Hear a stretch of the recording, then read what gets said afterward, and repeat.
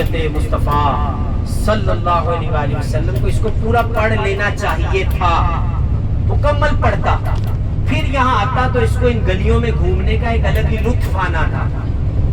اب دیکھو نا، جیسے پہلے بات شیئر کی کہ مکہ المکرمہ میں اللہ کے نبی نے اعلان نبوت کیا، 40 سال عمر تھی۔ کتنی عمر تھی؟ کب اعلان نبوت کیا؟ 40 سال کی عمر میں۔ 53 سال کی عمر میں مکہ چھوڑا، مدینے چلے گئے، ہجرت کی 53 ایئرز، 13 سال اسلام کی دعوت دی مکہ میں۔ کتنے سال؟ وہ سال، وہ وقت، وہ 13 سال زندگی کے بڑی تکلیف میں گزارے نبی کریم صلی اللہ علیہ وآلہ وسلم۔ بڑا ستایا، بڑی تکلیفیں تھیں، کفار و مشرکین نے ظلم و ستم کے پہاڑ توڑے ہوئے تھے مسلمانوں پر، اور ایسے ایسے تکلیفیں دی جاتی تھی، وہ باتیں ہم سنتے ہیں تو آنکھوں سے آنسو جاری ہو جاتے ہیں، ایسے ایسے بات۔ تو وہ 13 سال کے اندر اسلام کو کوئی خاص ترقی اس طرح کی مل نہیں سکی، وہ اس طرح کا انقلابی کام ہو نہیں پایا۔ 13 سال نبی کریم صلی اللہ تعالی علیہ وآلہ وسلم کی اسلام کی دعوت، چند مسلمان ہوئے، بہت قلیل تعداد مسلمانوں کی مسلمان ہوئے۔ اب نبی کریم صلی اللہ تعالی علیہ وآلہ وسلم ہجرت کر کے چلے گئے، ہجری سن کا آغاز 10 سال بعد 10 ہجری میں اللہ کے نبی حج پر تشریف لائے۔ کب؟ 10 سال۔ مکہ میں 13 سال کی ایفرٹ، ریزلٹ بہت قلیل، اور 10 سال بعد مدینہ المنورہ سے حجۃ الوداع کے موقع پر اللہ کے نبی آئے۔ حجۃ الوداع بھی ایک چیپٹر ہے بڑا اہم ترین نبی کریم صلی اللہ علیہ وآلہ وسلم کی زندگی کے ابواب میں سے۔ جس نے ان باتوں کو پڑھا سنا ہو نا، تو اس کو ایک ظاہر سی بات ہے ان میدانوں میں جانے کا ایک الگ ہی مزہ آتا ہو اور آئے گا۔ حضرت نبی کریم صلی اللہ علیہ وآلہ وسلم 10 ہجری میں حج پر آنا تھا، اعلان کر دیا گیا کہ اللہ کے نبی حج پر جا رہے ہیں۔ گرد و نواح سے مسلمان مدینے میں جمع ہوئے حج کرنے کے لیے، ساتھ میں کئی مسلمان ایسے کہ جو راستے میں شامل ہوتے گئے، کئی قافلے مکے میں آ کر ملے، کچھ حج پر آ کر ملے، اور روایتوں میں آتا ہے، دل کے کانوں سے سنو، روایتوں میں آتا ہے 1,24,000 صحابہ کرام ساتھ۔ کتنے؟ ایک روایت کے مطابق 1,15,000 صحابہ کرام۔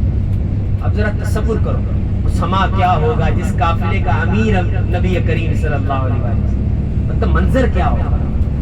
اور قافلے والے بھی ایسے، یہاں تو 40 لوگ ہم بیٹھے نا، بار بار بولے بھی ساتھ ساتھ رہو، فالو کرو، بڑا مشکل ہوتا ہے ایک چھوٹے سے گروپ کو چلانا، لیکن آپ اس کیفیت کو ذرا محسوس کر کے دیکھیے۔ 1,24,000 صحابہ کرام ساتھ ہیں، اور قافلے کا ہر رکن یہ چاہتا ہے میں نے امیر کے ساتھ ساتھ چلنا۔ قافلہ ٹوٹ ہی نہیں رہا، بکھر ہی نہیں رہا، اور یہ بہت بڑا انقلاب تھا۔ 10 سال بعد 1,24,000 یہاں مسلمان جو آئے۔ کفار، دنیا کفار اس بات کو دیکھ کر تھرا گئے، کانپ اٹھے کہ ہم نے تو کسر کوئی نہیں چھوڑی مسلمانوں کو گرانے کے لیے، آج اتنی بڑی تعداد لے کر کیسے آ گیا۔ تو اسلام کی ہسٹری میں پہلی مرتبہ ہوا تھا۔ بڑا پیارا پوائنٹ ہے، ذرا غور کریں۔ اسلام کی تاریخ میں یہ سب سے پہلی مرتبہ ہوا تھا کہ 1,24,000 ایک جگہ جمع ہوا، اور وہ دن ہے، آج کا دن ہے۔ مسلمان ترقی کرتے ہی چلے گئے، آگے سے آگے ہی گئے ہیں۔ اس سال 2024 کے اندر آفیشلی تقریباً 18 لاکھ لوگوں نے حج کیا۔ کتنے؟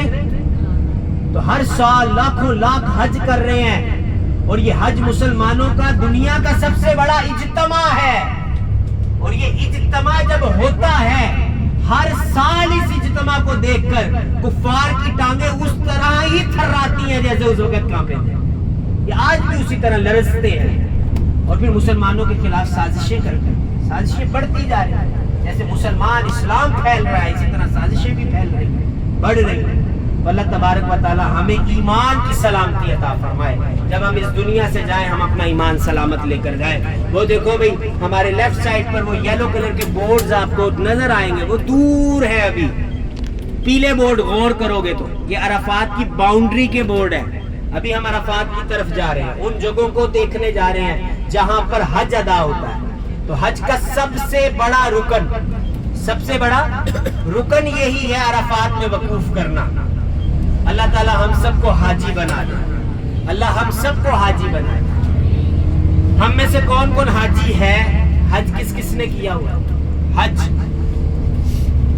ماشاءاللہ، اللہ تعالی ہم سب کو حاجی بنائے۔ آپ میں سے کون کون ایسا ہے جو یہ حاجیوں کے علاوہ کہ جنہوں نے پہلے یہ جگہ دیکھ لی ہوئی ہے، مطلب جو پہلی بار نہیں آئے، جو پہلی بار نہیں آئے، پہلے آ چکے ہیں مکے؟ ماشاءاللہ، اکثر وہ ہیں کہ جو پہلی مرتبہ آئے۔ اللہ تبارک و تعالی ہمیں بار بار آنا نصیب فرمائے۔ میدان عرفات میں جانے سے پہلے ظاہر ہے کہ یہ بات پر تو توجہ کر لیں، یہ وہ میدان عرفات ہے جہاں پہ دعائیں قبول ہوتی ہیں۔ حاجیوں کا کام ہی یہ ہے یہاں پر 9 ذی الحجہ کو حاضر ہونا اور رب کے حضور دعائیں مانگنا، اور رب تعالیٰ وہ دعائیں قبول کرتا ہے۔ جو بندہ یہاں آ کر وقوف کر لیتا ہے 9 ذی الحجہ کو، وہ حاجی ہو جاتا ہے۔ اللہ تعالیٰ ہمیں حج نصیب فرمائے۔ اللہ تبارک و تعالیٰ ہم سب کو یہ مناسک حج پر اسی سال آنا نصیب فرمائے۔ اب یہ ہمارے رائٹ سائڈ پہ یہ جو باؤنڈری، یہ جنگلہ نظر آ رہا ہے بھائی، اس کے اندر یہ جو میدان ہے یہ میدان عرفات، سب دیکھ لو میدان عرفات۔ وہ میدان عرفات اس وقت دنیا کا بیٹھا ہر مسلمان تمنا کر رہا ہے، مولا اس سال مجھے بھی وقوف عرفہ نصیب فرما۔ ہر کوئی مانگ رہا ہے دعائیں کہ حج جا رہا ہے، مولا میں آ جاؤں، مجھے بھی بلا لے، مجھے بھی بلا لے۔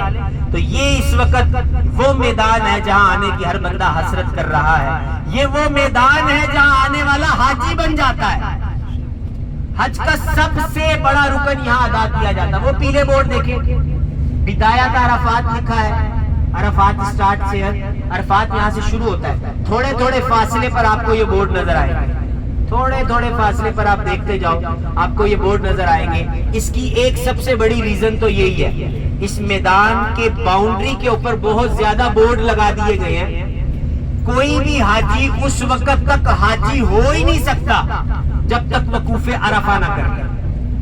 عرفہ کا وقوف نہ کیا، باقی سب کچھ کیا، کسی نے طواف بھی کیا، صحیح بھی کی، مزدلفہ میں بھی ٹھہرا، قربانی بھی کی، کنکریاں بھی مار لی، مینا میں بھی ٹھہرا، سارا کچھ کیا، لیکن جس نے آ کر وقوف عرفہ نہ کیا وہ حاجی نہیں ہوگا، حاجی نہیں ہوگا۔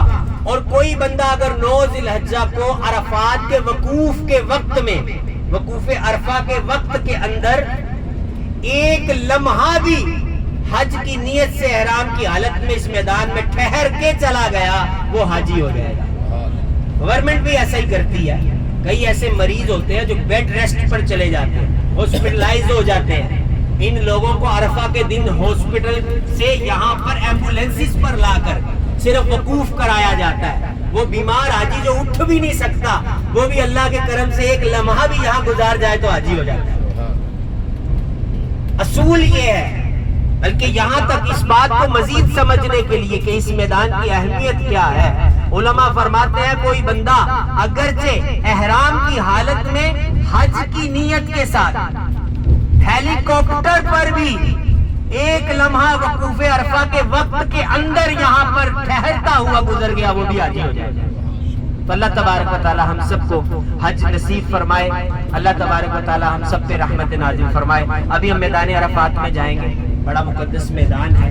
اس میدان کے اندر کچھ زیارتیں ہیں، جبل رحمت کے مقام پر خصوصیت کے ساتھ ہم نے ابھی جا کر ٹھہرنا ہے انشاءاللہ۔ یہاں پر ایک تو مسجد نمیرہ ہے، بڑی مقدس یہ مسجد ہے، یہ ہمارے رائٹ سائڈ پہ آ چکی بھائی، مسجد نمیرہ۔ کیا نام ہے جی؟ کئی نام ہے اس مسجد کے، اسے مسجد عرفات بھی کہتے ہیں، مسجد ابراہیم بھی کہتے ہیں۔ نظر آ رہی ہے سب کو مسجد؟ کیا نام ہے؟ مسجد نمرہ۔ اب ذرا توجہ سے سنو، پہلے وہ بورڈ دیکھو، مسجد کے ساتھ پیلا بورڈ نظر آ رہا ہے، کچھ حصہ مسجد کا باہر ہے میدان عرفات سے، کچھ میدان عرفات کے اندر ہے۔ مسجد پوری میدان عرفات میں نہیں ہے، کچھ باہر ہے۔ سیرت مصطفیٰ کا مطالعہ کیا جائے، اللہ کے نبی حجۃ الوداع کو پڑھا جائے تو اس میں یہ ملتا ہے کہ نبی کریم صلی اللہ تعالی علیہ وآلہ وسلم جب حج پر تشریف لائے نا تو وادی ارنا، میدان عرفات کے باہر وادی ارنا میں آپ کا خیمہ، آپ وہاں پر ٹھہرے۔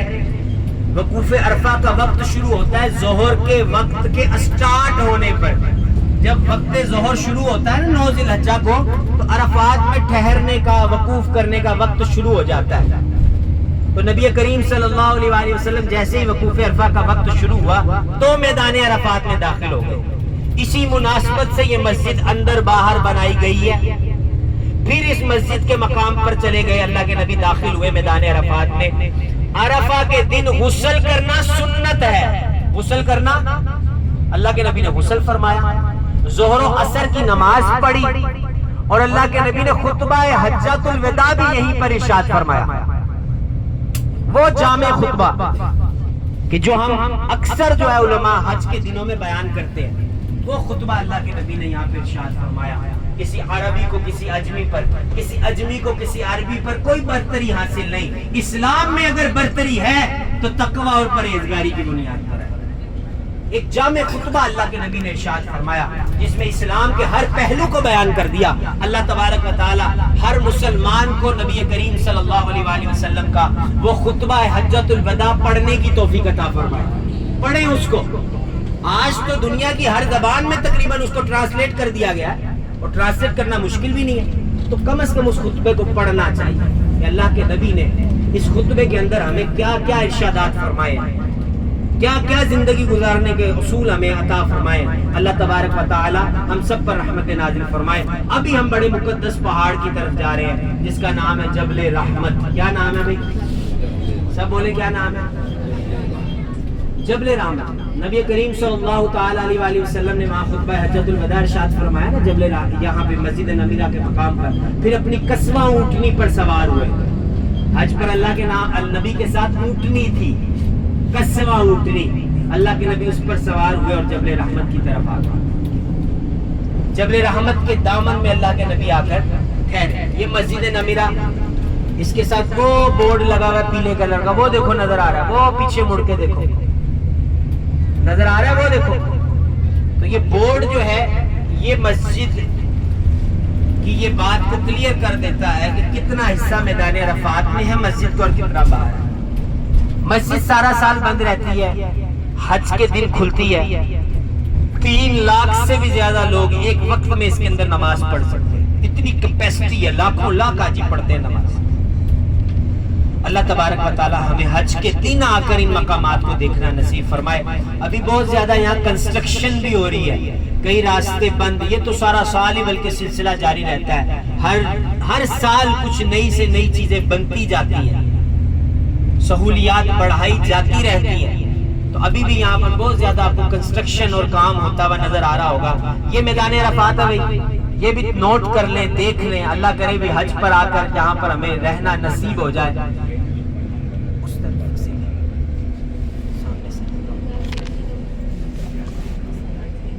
میدان عرفات کے یہ جو پلاٹس نظر آ رہے ہیں آپ کو، یہ جو ہے بھائی، یہ میدان عرفات کی یہ جو پلاٹنگز نظر آ رہی ہیں نا آپ کو، یہاں پر حج کے خیمے لگتے ہیں، یہاں پر خیمے لگائے جاتے ہیں.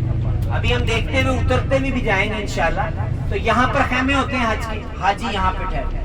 پورا میدان عرفات کئی کلومیٹر اس کا رقبہ ہے، کئی کلومیٹر، بہت بڑا میدان ہے، لاکھوں